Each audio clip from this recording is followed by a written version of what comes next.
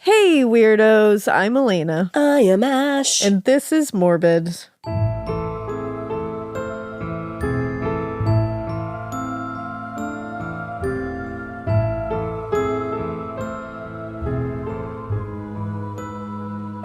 .com. No, it's just Morbid. Yeah, I don't think morbid.com exists. No, I don't think it does. And if it does, it doesn't belong to us. Yeah, it's not ours, so. What's up, brothers? It's Vanderpump Rules finale night. Yeah! That's how I feel. This season was hard and interesting, but I'm very worried it's going to be the last season of Vanderpump. I feel like it might be. Yeah. You know? I want them to go out on a higher note, personally. Yeah. Like, this just feels so sad. Yeah, I think it was just like, you know, they had to ride the wave of Scandival. Yeah. And then I feel like there was like only so many places you can go after that. Uh-huh. And none of them are really positive. No, it's very true. So I do feel like there was a cosmic shift though after that I was a little confused about. Yeah, I felt a cosmic shift myself actually when I didn't even talk about this. This is now like a Bravo podcast. There we go. You know, sometimes it doubles. Yeah. But when I went to Sir, I felt a cosmic shift. I think a lot of people feel that way. So many people commented on the pictures that I posted and were like, "Oh my God, girl, did you go to Sir?" And I was like, "Yes." Yes, I did. And no photos exist of it. Yeah. I'll say no more than that. I just won't elaborate. It was just an experience. Yep, you could call it that. But on the way to Sir, I had this Uber driver who was the coolest lady ever. Her name's Pauline. And she was like, "Oh, you guys are going to Sir? Like, are you big, like, Bravo, like, Vanderpump Rules fans?" And I was like, "Oh, like, 100%. You're like, that's why we're going to Sir. That's why I live and breathe. That's why we're going to Sir."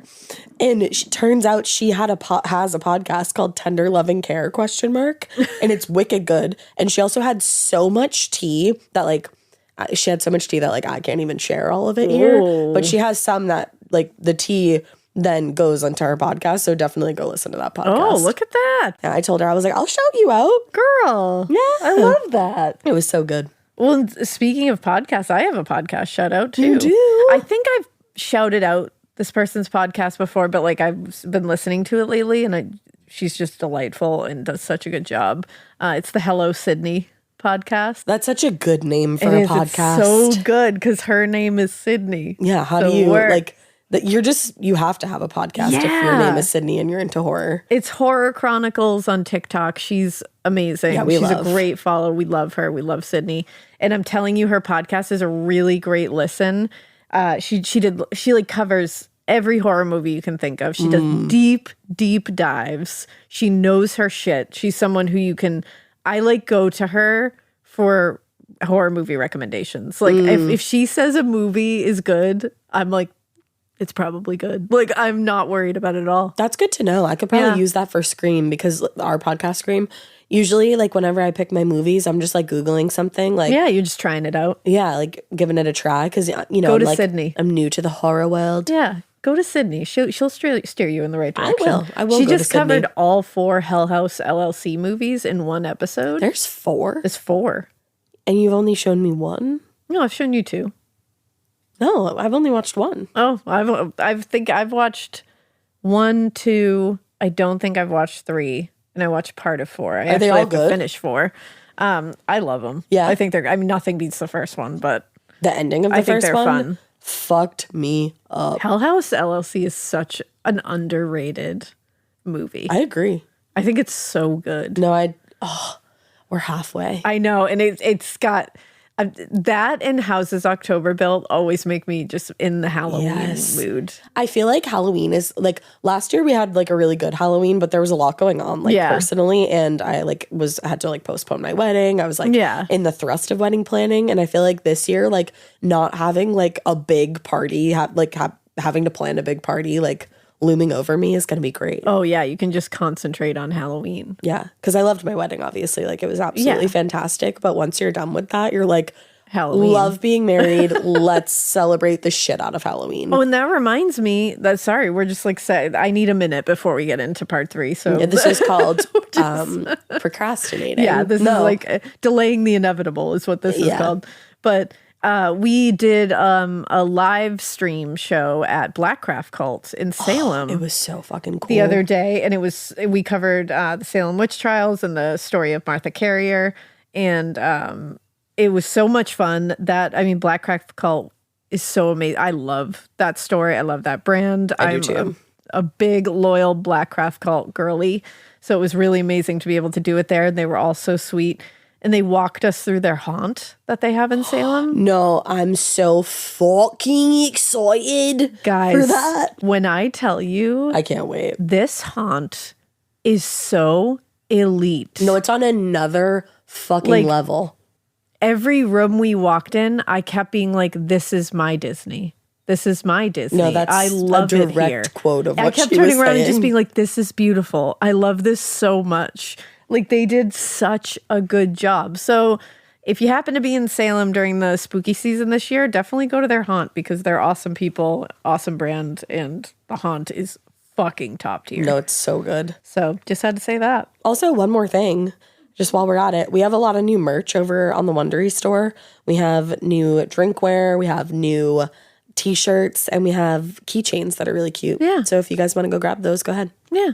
And if you don't want to, you don't have to. Yeah. But if you want to, go right ahead. If you want to, go for it. We're not pressuring you. We would never pressure you. Do what you want. Be your own person. Live your own life. They're really comfy though. But yeah, I think, and you can also, one thing I am going to pressure you into doing is buying pre-ordering the Butcher Game. I'll always pressure you into that. No, I won't pressure you. Only if you feel like you want to. I will pressure you. You have to. But it's coming out September 17th and you can pre-order it. And there's a playlist to go along with it on Spotify. So you can search the Butcher Game playlist that Zando has on their thing and I've shared. So it's a cool playlist that I listened to while I was writing it. Yeah. And it's not like bullshit. That's my playlist that I was listening to while I was writing it. I have a very specific playlist. Not even just like in the act of writing it. She listened to that like throughout the entire writing process. Yeah. Like when we would go get coffee in the morning together, that would be on. And it's a baller playlist. Yeah, it's like I have to do that for each thing that I write. It just puts me in a place. Mm-hmm, I agree. But so that's fun. And you can pre-order, and pre-ordering is really fun. I like pre-ordering. We're going to be sneaking some peeks out there, little quotes from the book that we're going to be popping out onto social media every now and then so you can get a little taste of what you're getting into. Yeah. And it'll be fun. So you can go to thebutchergame.com. And that'll give you links to all the places you can pre-order the book. Yay. If you would like to do that. And again, it's really cool because sometimes you get the book like a day before you're supposed to when you pre-order it. And that's like a national holiday. That's really fun. I already finished it and I'm like really excited to read it again. I love that. I feel like I have to before it comes out like you got to the earth. To the earth. Which I kind of feel like even reading it like for the first time like with my ARC, my advanced reader. I'm an advanced reader and I have a copy. Like I feel like that was like my second go through because I always read it while you're writing it too. But it's like bits and pieces. I also can't wait to listen to the audiobook. Yeah, it's all very exciting. It is all happening, Sheena Shea, tonight on Vanderpump Rules and here in this office. And you know what? I guess we've gotten through all the fun stuff. I know. Talked about all the frivolous stuff. You don't think there's anything else? Talked about all the exciting stuff. Yeah. And shouted some podcasts out. Which we love to do. And now we have to get into part 3 of Fred and Rose West. Okay, part 3 means 75%. Yeah, we're getting there. This one's going to be tough, but all of them are. Mm-hmm. So in their own ways. Again, a blanket statement over all of them. I'll give, before each one, I'm going to give you the blanket trigger warning that this is very brutal. Sexual assault is all over this. Mm-hmm. Very brutal sexual assault. And there's, child abuse. There's abuse of all kinds. It's really awful. So, if this isn't for you, I get it. And we'll give you something else in the next one. So here we go. When we last left off, we talked about Linda Goff, who went missing. Her mother, June, had showed up at the West house looking for her. And Rose answered the door wearing Linda's slippers. And she saw all her clothes. Yeah, she saw all her clothes hanging on a line in the backyard. And Rose just told them, yeah, I don't know. She said she was going to a hotel. And said that, and like told everybody else that she like hit her kids. Yeah, that they had to let her go because she hit one of the kids. Like, shut the fuck up, Rose. It only gets worse from there. After the murder of Linda Goff, they waited 7 months before finding their next victim. They did go long periods of time sometimes between victims. You wonder what they were doing in the middle of all that, though. That's the thing. I'm like, was all their ire on their children at that point? Like, or I'm sure there's victims that we don't know about. Oh, I'm positive there's victims we don't know about for sure. The details of this one, the abduction and murder, are kind of murky, you know, like many of them, because we're kind of going off of their accounts. Fred and Rose's account, and also, you know, the evidence that they could get from these things, but you just kind of have to piece it together. But like many of Fred and Rose's victims, Carol Cooper, who was known as Kaz. Oh, what a cool nickname. Isn't that a cool nickname?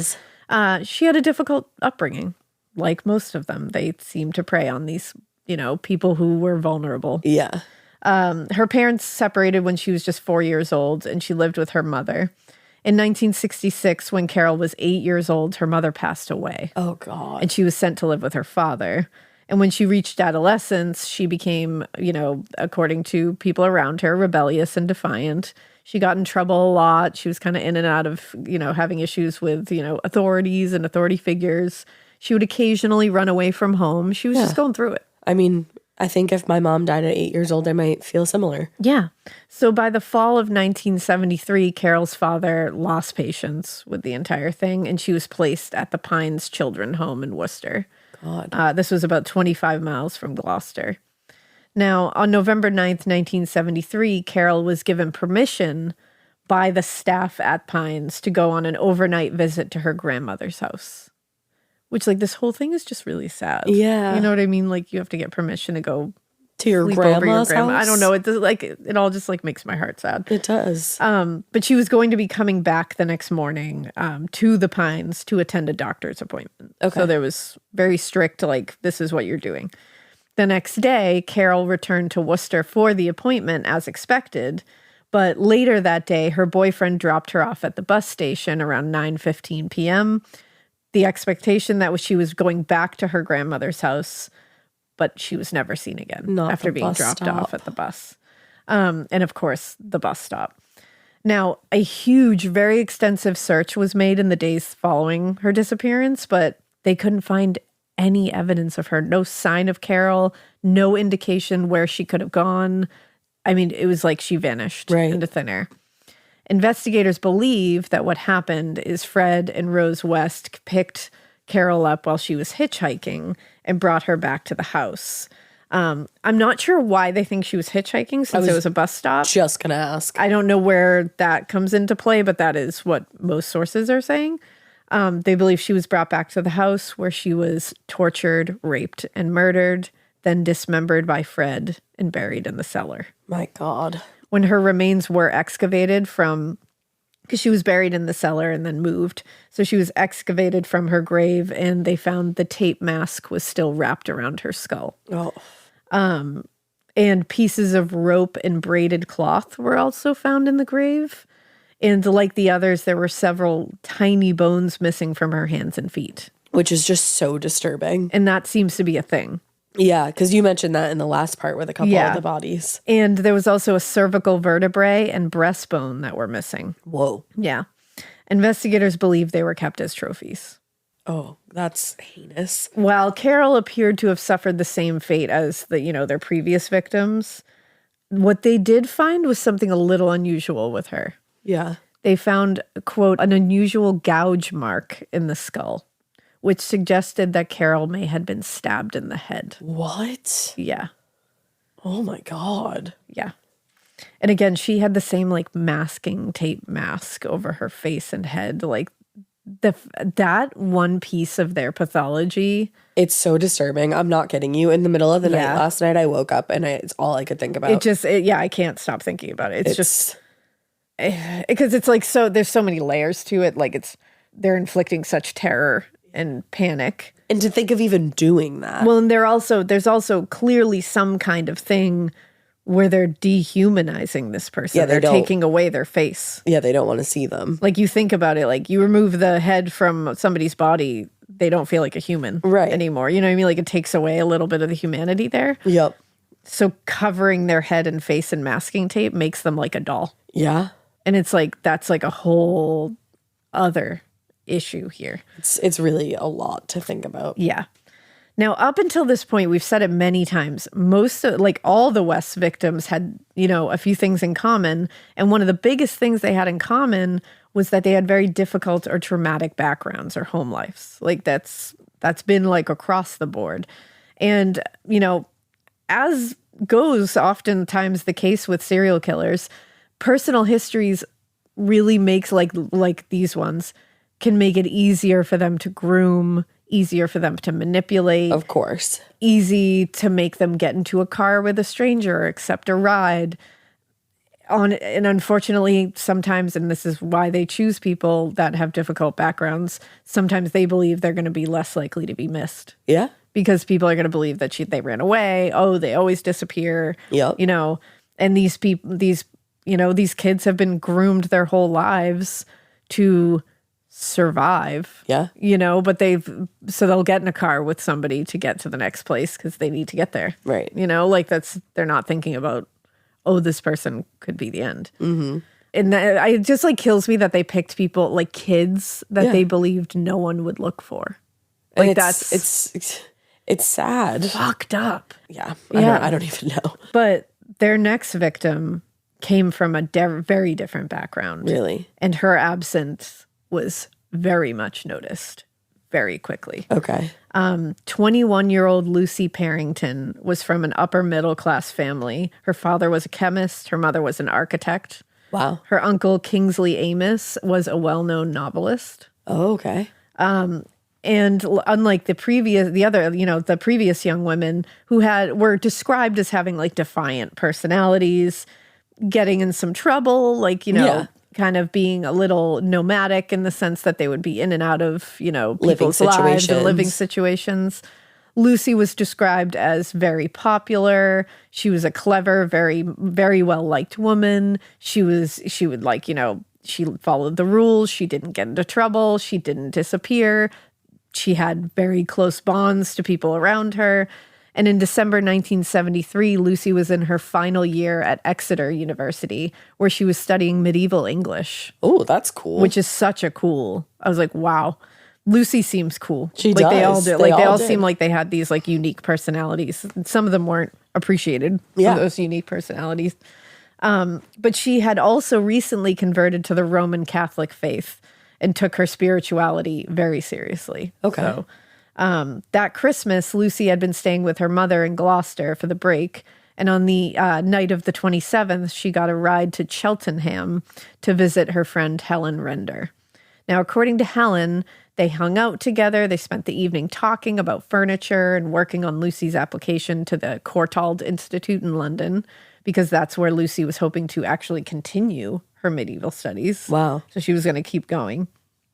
So they had a nice night, planning for the future. Planning for the future, hanging out, talking, being friends. Lucy had left Helen's house around 10:15 p.m. and she walked a short distance to the bus stop. Oh. She never boarded the bus. And she wasn't even seen at the bus stop, in fact. Oh, but wow. Helen said she was walking to the bus stop. Maybe they got her near the bus stop. Yeah. Now, when she didn't return that evening, Lucy's mother called the police immediately because, again, this isn't a case of she could be coming later. Maybe she got held up. No, nope, this isn't her. The following day, a massive search began. And given that she was an adult because she was 21, yeah, and it was a holiday, there was a hope that maybe she had met a boy or gone to visit more friends from investigators. Yeah. But obviously her family knew that was not the case. No. And as the days passed, even with the investigators, that hope was seeming a little misplaced. They were like, this isn't making sense. Right. A police spokesperson told the press 6 days after Lucy went missing, as time goes on, we are getting more concerned. But this girl has been very happy at the university. And if she had gone off, we would hope that she would return with the rest of the students on Thursday. Now, the concern and anxiety and honestly panic started to grow when Thursday came and went, and there was still no sign of Lucy. She didn't show back up at the university. The chief superintendent, Bill Turner, said, "We must assume that some harm has come to her. From what we have been told by her relatives and friends, she is not the type of girl that would disappear voluntarily. Now, in the first weeks of January, an extensive search went underway. Investigators were dragging the local rivers and ponds, any water sources. Uniformed air officers were conducting a door-to-door search. Roadblocks were set up to question drivers along the main roads. And nothing. Wow. No sign of Lucy. By mid-January, detectives started to wonder whether there was a connection between the disappearance of Lucy and Carol Cooper, who had gone missing 2 months earlier. Right. So a police spokesperson said details of the Worcester case are being considered by us to determine the possibility of a link in the girl's disappearance. Now, despite the suspicion that Lucy and Carol's cases were connected, 20 years would pass before investigators would finally learn what happened to both of those women. 20 fucking years? 20 years, they had no idea what happened to Lucy and Carol. Wow. And even when they found it out 20 years ago, we're still getting vague details here. Right. Lucy, unfortunately, was among the bodies exhumed from the West Cellar. Oh, that's so sad. Her body was dismembered, and they described it as being, quote, crammed into a shaft between leaking sewage pipes, along with a rope, a knife, a section of masking tape, and 2 hair grips. My God. Like the others, there were several small bones missing from her skeleton. And although the details about what she must have endured while she was in that house are unknown, probably thankfully, detectives believed she was held captive in the West home for nearly a week. Oh, wow. Yeah. So do you think, because obviously this is now like a pattern of like the missing bones, do you think that was torture done while these girls were still alive? Or do you think it was when Fred dismembered them, a trophy kind of thing? I could see it, unfortunately, both ways. Yeah, I feel the same. They are sadistic. Right. They're sadistic. And just to think like she was there a week, like what were you doing to her for a week? And they tortured, and they took great pleasure in torturing people. So, and they think she was there for a week because like Fred admitted that she was. Well, that belief is actually based on the fact that on January 3rd, Fred checked in at the Gloucester Royal Hospital with a serious laceration on his right hand, and they believe he'd sustained this injury while he was dismembering her body. Oh, okay. Yeah. Wow. Mm-hmm. Now, when he was interrogated later, Fred claimed that he and Lucy had been having an affair. Girl, bye. Which I'm like, she wouldn't touch you with a 10-foot pole. I'm like, you really thought people were going to buy that? And he said purely sex, end of story. Okay. Nobody, Fred. No. And according to Fred, Lucy had become pregnant and started making demands of him. Meanwhile, it's like, dude, we have her body. We can tell if she's pregnant or not. And also, she got pregnant within a week. And also, she has close bonds to everyone around her. Right. She wasn't gone. Like, she never met you. Exactly. She didn't know who you were. She wouldn't have touched you with a 10-foot pole. That's such a ridiculous story. And she said, I want to come and live with you and all this crap. And I just grabbed her by the throat. Her wanted me to see her parents. Her wanted me to do bloody everything. Given that Fred lied about literally everything in his life, his background, his victims, everything he was a lying sack of fucking sewage. Yeah. This is bullshit. Of course it is. This is bullshit. It makes absolutely no sense. We know enough about Lucy. We know enough about people she knows, her family, her friends, everybody around her, to know that this is absolute horseshit. And not only is it horseshit, but how fucking dare that piece of shit? It makes so much sense, though, because it's one more way for him to fuck with her living relatives and degrade her. Yeah. And it's like, no, you snatched her. You kidnapped her. You abducted her. Like, fuck you. She would never come. Like, fuck you, dude. I hate these people so much. Now, it's bullshit. And the most likely scenario, and the one put forth by the prosecution, was that Fred and Rose saw Lucy waiting for the bus and offered her a ride. Right. Lucy was not one for hitchhiking and was pretty cautious, like, by all accounts. I'm sure. But, and this is rough, they suspect that one or more of the children was in the car and the presence of the children put her at ease. Wow.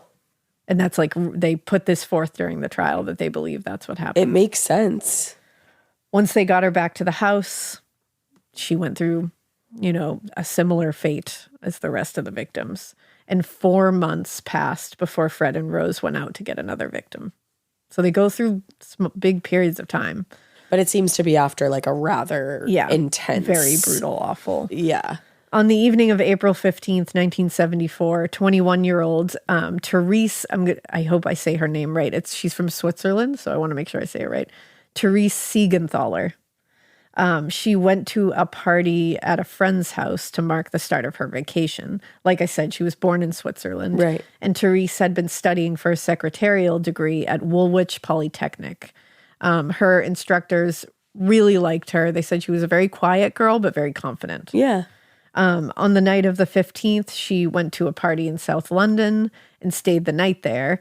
And she told her friends her plan was to hitchhike back to North Wales and take the ferry to Ireland. That was where she was going to be spending her break in Ireland. And again, all this hitchhiking and everything, very normal for the time. Oh, yeah. And for the area. All the time. Yeah. Now, everybody was aware of the young women who'd gone missing in recent months. And so her friends kind of warned her about hitchhiking and were like, oh, I don't know, like it's getting a little scary out there right now. Yeah. But Therese just laughed and said, I can look after myself. I'm a judo expert. Which I can understand that confidence. Yeah, of course. So the following morning, Therese returned to her apartment to grab a few personal items and then went to catch the ferry from Wales.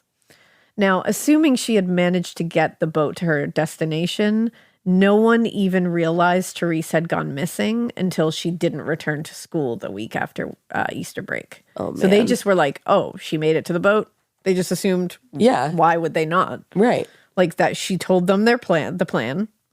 Okay. She went and executed the plan. Like, why would we think anything else? But then she didn't come back to school and they were like, wait a second. Wait. Therese was reported missing to police on April 26th, and investigators quickly learned that she had actually already paid in advance for some of the upcoming tests that she had later that spring in the Polytechnic University. So she wasn't disappearing. Yeah, she had plans. She had plans. Stone. She had paid in advance. So it was very unlikely that she would just decide not to return and give up that money. Right. Now, a search was mounted, but there was really, again, no evidence to work of. She vanished. There was no leads. Right. She left to go to the ferry and she didn't make it. Like, where did she go? Yeah. So the investigation just kind of went nowhere. And when they searched the house on Cromwell Street later, investigators did find the remains of Therese Thaler buried in a grave in front of a false fireplace at their home. So, again, she went missing. No one knew anything. Right. Years went by. And no one knew anything. Her family didn't know anything. Her friends didn't know anything. She just vanished into thin air. And then when they dig up finally, like catch Fred and Rose and dig up the Cromwell Street home, they find her. I can't imagine that kind of like, it's the same thing as all of these other, like as Lucy, as like, all these people. You have no fucking clue. Like Carol, you don't know what happened to them for years. Their family has no idea, no leads. And you're filling in the blanks for all those years. And just wondering and probably having the littlest sliver of hope that maybe they did just go off and they're living a life and everything's okay and they just needed to be themselves. Who knows? And then it's like, and then you find out that they've caught these two fucking horrific serial killers and they're digging up their home. And your loved one is one of those people. Like your loved one has just been buried in their cellar. No idea that they were in the clutches of these people at any point in their life. And that must just be the biggest punch to the face. Absolutely. Like, it's beyond. She was found in an awful way. Okay. So I just want to be clear about that. There were no clothes found with her remains. But she had a scarf folded and rolled and formed in a loop around her head and tied in a bow. Detectives believe that it was used to secure her mouth. Oh my God. It was literally tied in a bow. That's the most haunting detail. Yeah. And unfortunately, Fred said very little about Therese during his interrogation, but during Rose's trial, the prosecutor pointed out that Therese had no connections to the area and was likely picked up hitchhiking to the boat. Right. And they said the only reason to abduct her must have been so that she might be abused either sexually or physically or both. Yeah. And I believe so obviously she was found in a horrific way. There's one other victim that is found in, like, the thing that is found with her is very unsettling, just so you're aware that that's coming warn up. you. More than 7 months passed before they found another victim. And this one is 15-year-old Shirley Hubbard. 15 years old. Yep. So Shirley, unfortunately, was like some of the other victims, led a difficult life for someone so young. Yeah. And had a history of, getting into trouble, running away, that kind of thing. After her parents separated when she was just 2 years old, she actually was put into foster care and bounced between a lot of homes until she was 6. When she was 6, she was placed with a foster family named Hubbard. And that's where she was living at the time she disappeared. Yeah.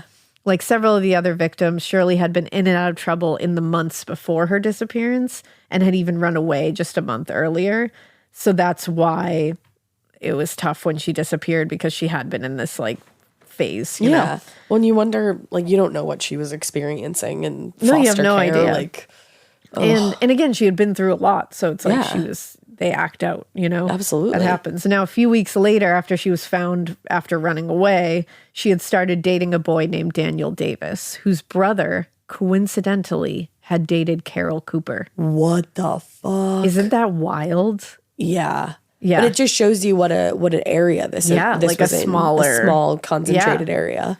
On November 14th, Shirley spent the day working the makeup counter at Debenham's department store in Worcester. Her shift ended that afternoon, and she met up with Daniel, and the two bought a bag of chips and sat by the river until around 9:30 p.m. Oh. And that's when Daniel walked her to the bus station, a bus station, and waited with her until the bus arrived. Wow. So I was like, good boy. Good job, Daniel.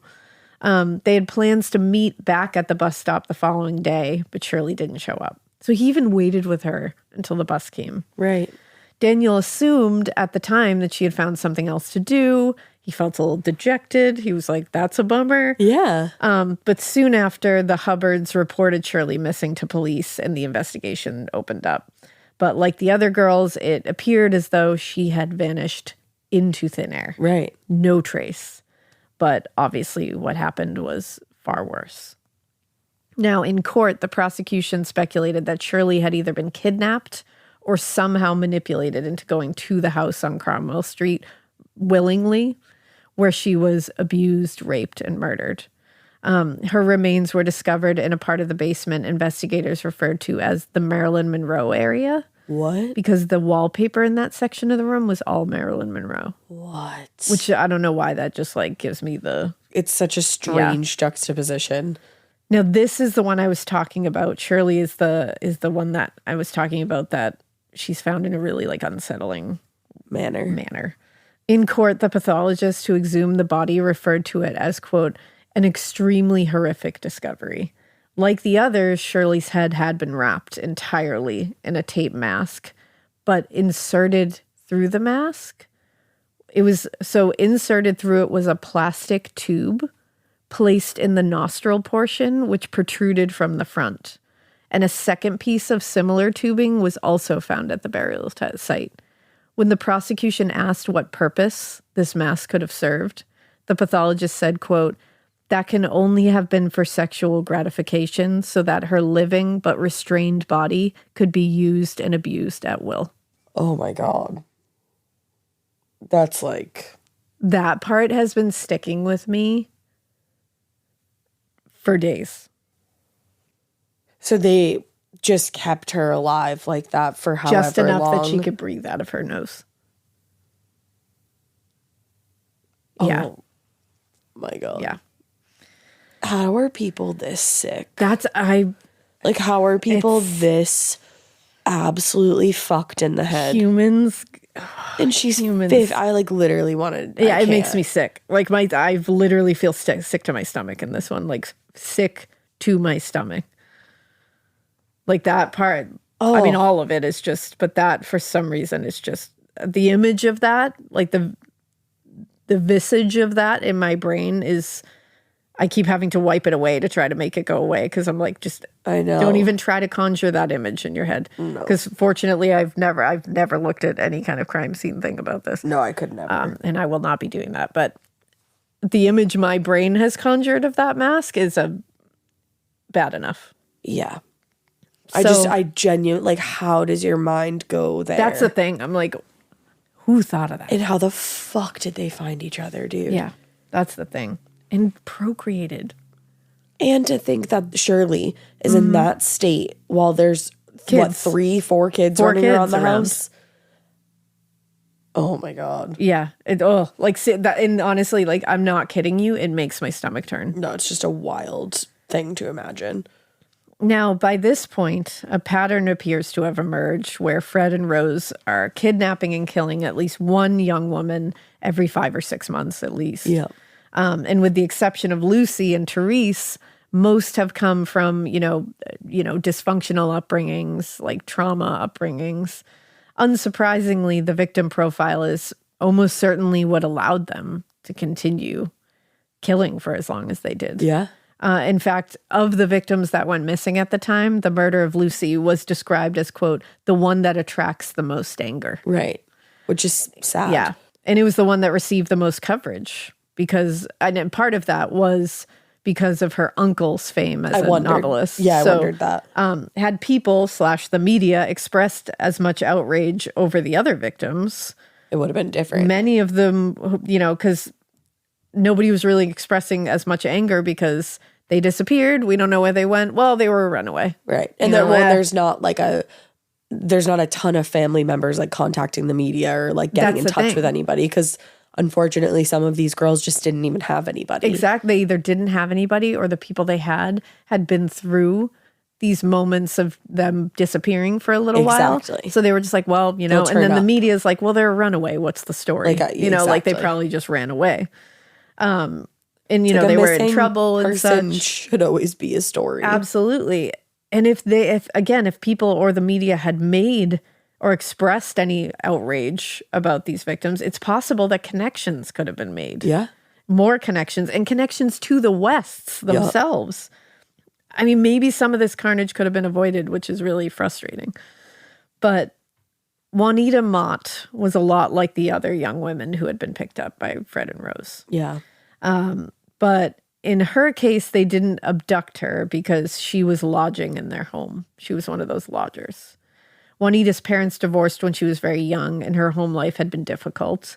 When she reached her teen years, the same kind of story. She was described as rebellious, very, defiant, very strong-willed. And so she dropped out of high school and left home when she was just 15 years old and ended up bouncing around from, one place to another, just kind of staying wherever she could. Trying to get by. And that's finally when she found that cheap room for rent at 25 Cromwell Street. And she moved in for just £7 per week, and she had moved in during the summer of 1974. Now, despite the cheap rent charged by Fred, Wanita's income was pretty inconsistent. And so she kind of would like bounce out of the house into the house. Like she could pay it sometimes, she couldn't pay it other times. Right. And at the time of her disappearance in April 1975, Wanita was 18 years old and had been staying with a friend in the small town of Newent in Gloucestershire. Since she was unemployed at the time and didn't have money for public transit, she often would hitchhike or rely on that kind of thing to get around. And investigators believe that Fred and Rose would have regularly traveled through that place, and they theorized that sometime on or around April 12th, they must have passed by Wanita hitchhiking along the route, stopped to offer a ride, and she was like, oh, I've lived in their house before. I know them. Why would you think there's any danger? You've literally lived in this house. You lived in their house. Like, why would you ever? These are not strangers you're getting in a car with. I know them, so she would have no reservations about getting into a car with them, and probably wasn't even alarmed when they returned to the West's house rather than going where Wanita was headed. Yeah. I'm sure they explained it away like, oh, I just have to grab this or, whatever. And she's like, okay, I know you guys. It's fine. Yeah, like, no worries. The prosecution said during Rose's trial, the conclusion is perfectly clear. Wanita was brought to Cromwell Street, almost inevitably having been picked up whilst hitchhiking. She died while she was being degraded, either as being part of what her attackers found doubtless fun or because she could not be released afterwards. Doubtless fun. Because they had fun, they said. They admitted that they found That's enjoyment. the other thing. It's crazy to like come across a story like this where people do these things, and it's even crazier when they admit how much joy they got out of it. That they had fun with someone in the most horrific terror you can ever imagine. Like your brain just doesn't comprehend how that's even possible. Like how are their brains capable of having fun when people are dying and at your hands? Like I don't get it. No. That's why it's such a out of reality kind of thing. When you look at it, you're just like, I connect with this as another human being, even because, and this is like a silly example, but it's just a way when, even on like TikTok, when like, stupid like parent influencers will like scare their child for likes. Yeah, I hate that. Like that's fucked up. Like fuck you if you do that. Agreed. And I will get like so angry seeing that. I'm like, no, not interested. Like I'm like, I always show me not that. Interested. Because seeing a child, even when I know they're fine and they're not being their like parent is doing this harmed. To just be a dick because they want their likes, seeing fear on somebody's face like that, especially a young person, or sadness or any kind of like, that will fuck me up for the rest of the day. No, like same. I'll be like, I will think about that kid I don't know for like the rest of the fucking day, even though they're perfectly safe, likely, and everything is like. And that's because that's how we're designed as humans. Like you're supposed to feel empathy, that and kind compassion. Of thing. Seeing someone in fear, genuine fear, seeing someone in pain, seeing someone sad, seeing someone upset. That's supposed to make you stop what you're doing. To think of one person completely void of that, finding another person completely void of that, and teaming up is so much more than nightmarish. I'm trying not to say beyond because I just keep saying it. Oh, I didn't even. Well, it's honestly, it just feels like existential. You know, like it just feels like totally outside. It doesn't feel like we're on the same plane of reality, which like I don't think we are. No, we're definitely not. I really don't. I don't feel like we are all on the same plane of reality that Fred and Rosemary Wests of the world are on. Yeah. I feel like there's just some disconnect there. I mean, there's many disconnects, but like there is, someday we'll know, but like someday we'll find out what that disconnect is. 'Cause I just can't. I cannot. No. It's these kind of things are just like so fucked up. We've been doing this for 6 years. And it's still absolutely blows my mind. It will never fail to turn my stomach, these kind of stories. These specific kind of cases, like these really gruesome ones, like the Myra Hindleys and especially it's the couples that like for some reason really get me. And even like the Albert Fish one, I think because that was kids, and like this one obviously has kids. It really sticks with you. The people that are like just the sadists who find enjoyment. Yeah. You know, those are the ones that you're just like, that I don't even know if psychiatry can explain you. I don't think anything can explain you. I'm like, let's just go fully paranormal.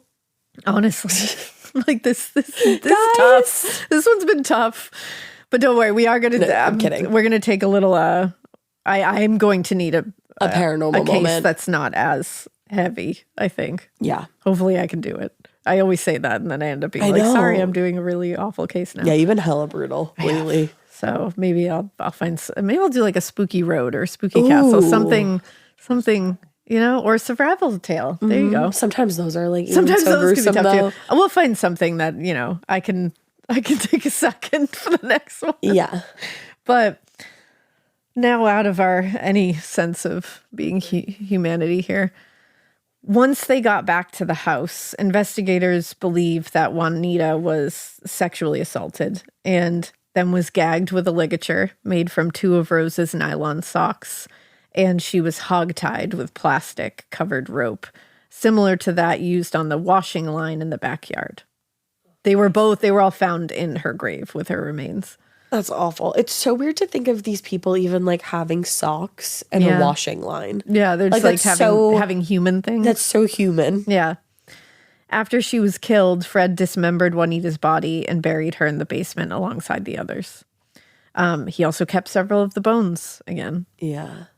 By the time her remains were exhumed in 1994, too much time had passed to really say what the cause of death was. But a pathologist speculated that given the way the ropes were tied, because she was tied up, like hog-tied. Yeah, which is so... He believes it was most likely strangulation that she was killed by. But he said there was also an unusual fracture at the base of her skull that was caused by what he believes is a hammer. Oh my God. But the angle at which it was inflicted would have prevented the amount of force necessary to kill her. So that was just... So that would have not been the fatal blow. Oh my God. Yeah. So she went through that fully alive. Oh yeah, she went through horrors. Oh. Yeah. They remind me of the toolbox murders a little bit. Yeah. Yeah. They did shit like this. Yeah. Like torture. Now, during their most prolific period in the early to mid 1970s, local police were not entirely ignorant to Fred and Rose West. Like, they were known. Yeah, for sure. They had that whole fucking court case where the judge was like, I think it's fine. Yeah, it's fine. And in fact, throughout this period, police often visited the house at Cromwell Street to interrogate Fred about petty thefts or minor drug offenses that he was regularly committing at the time. To think that they were just one floor above all of these missing girls. Yeah. And I'm like, no one questioned if that was a safe place for children.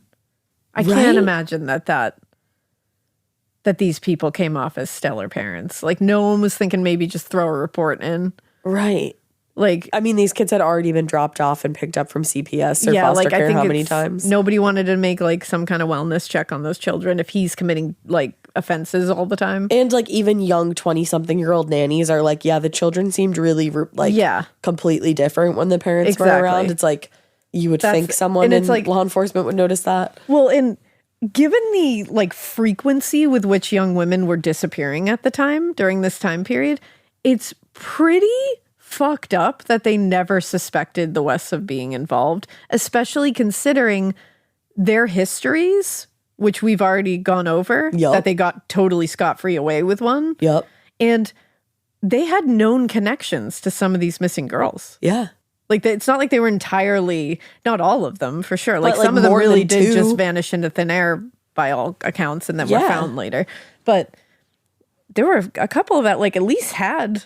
I mean, lived in their house, rented a room from them, worked for them as a nanny. Like there were ones victims that you could sit there and say, okay, well, there is a connection. No one looked into it. Do you think they did and it was just that they just didn't have the evidence? I don't know. But I don't know. Do a search warrant. It seems like the shit was everywhere. Well, and it did seem that the increased attention on Fred's, petty crimes at the time did seem to act as like somewhat of a deterrent for them. Okay.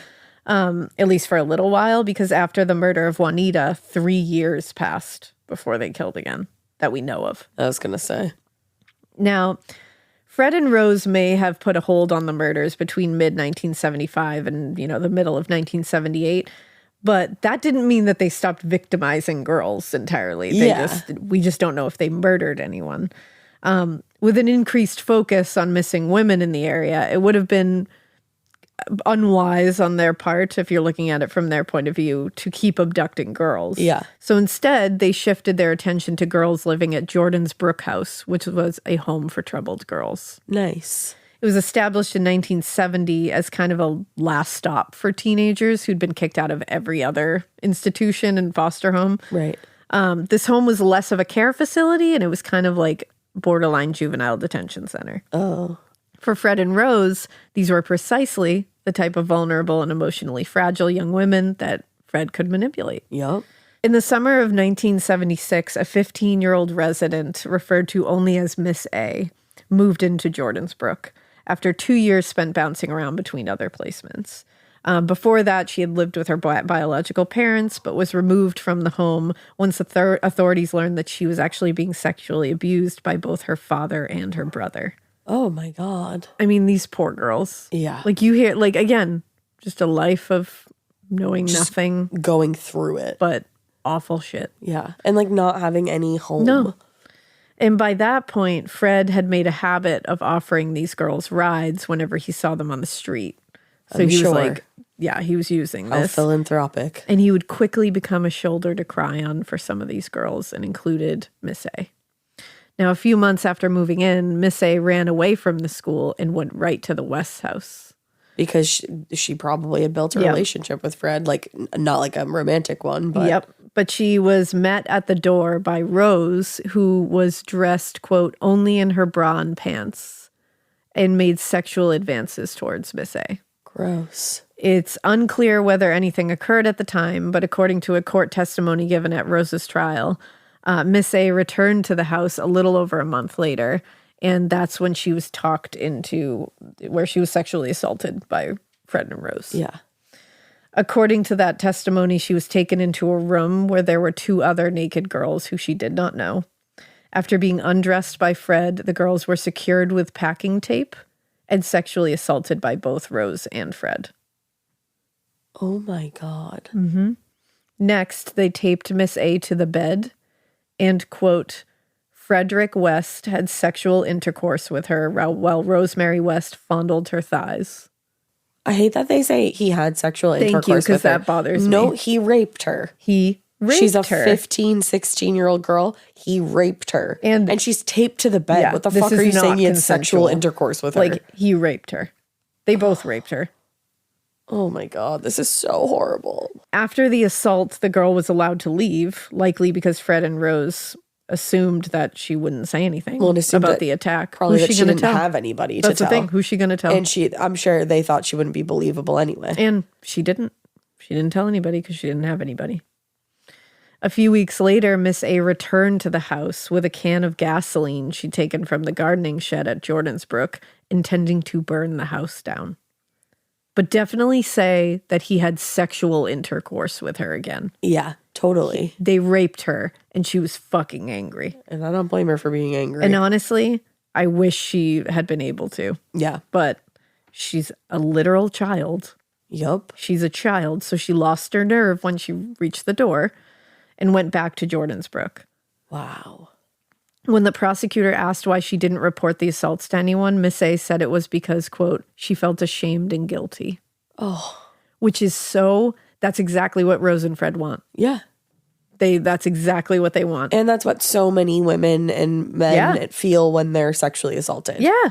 Like, you feel ashamed. And that's you feel what guilty. The abuser preys upon. Of course. And that's exactly what they do. When Fred and Rose did decide to kill again, they chose yet another victim who is unlikely to be reported missing. It's unclear how they first met or how the relationship actually began, but Shirley Ann Robinson was either 17 or 18 years old when she met Fred West in the spring of 1977, and their relationship quickly became sexual.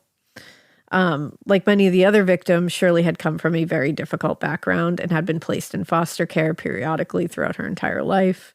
In April, she moved in with Fred and Rose, and at least initially, the sexual relationship was with both Fred and Rose, and it was consensual according to all involved. Okay. But things changed when Shirley became pregnant with Fred's baby, and Rose became abusive towards her. Like Anne McFall, Shirley, who had been raised in chaos, saw this baby as her ticket to stability and a future with Fred.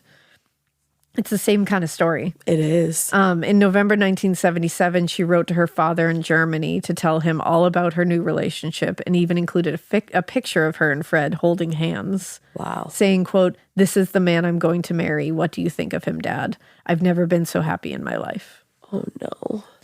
Now, whatever she said in her private letters was one thing, but eventually Shirley began telling others in the house that she and Fred were going to be married, which Rose did not like. Uh-huh. By late fall, things in the West house had become wildly tense. Fred had begun working with Rose's father to build a small cafe downtown, which it's like, so he's just building a cafe. downtown. No, thank This you. man. Don't you dare get anywhere near a cup of coffee, No, Fred. don't you do it. And the two men planned to operate as a small business together. But the stresses of that project had increased the fighting between Rose and Fred because they were pieces of shit and they hated each other in all actuality. Yeah. Like neither one of them knows love, you know, like that's not how that works. And they had taken it out on Shirley as well. By the time the cafe project was finished, Rose had successfully convinced Fred to end his relationship with Shirley. At this point, their attitudes towards Shirley became very cold and very hostile. Yeah. Now, eventually, the tension became too much, and Shirley moved out of her room in the main house and started sleeping on the couch of another lodger, Liz Brewer, who lived on the second floor. Okay, still at the house. Yeah. One day in early May, Liz Brewer returned home to find Shirley and her belongings completely gone from the room. So she asked Fred where she had gone, and he told her she'd gone to visit relatives in Germany. Yeah. Given that Shirley was more than 8 months pregnant and her baby was due to be born the following month, that seemed a little strange to Liz that she would just be jumping on a plane. 8 months pregnant. But she didn't know Shirley that well, so she didn't really question it that much because she was like, okay. Like, and she's probably seen all kinds of weird shit around this house, and she's like, I'm not getting my nose in it. Now, unlike the other murders, which were committed, you know, because they are fucked up and they got some kind of gratification, sexual and otherwise, from them, investigators believe that the murder of Shirley Ann Robinson was committed because she presented a threat to Fred and Rose's relationship, according to Rose. Yeah. While the other bodies appeared to have been dismembered in a methodical manner, Shirley's body appeared to have been, quote, hacked into pieces with either an axe or a cleaver.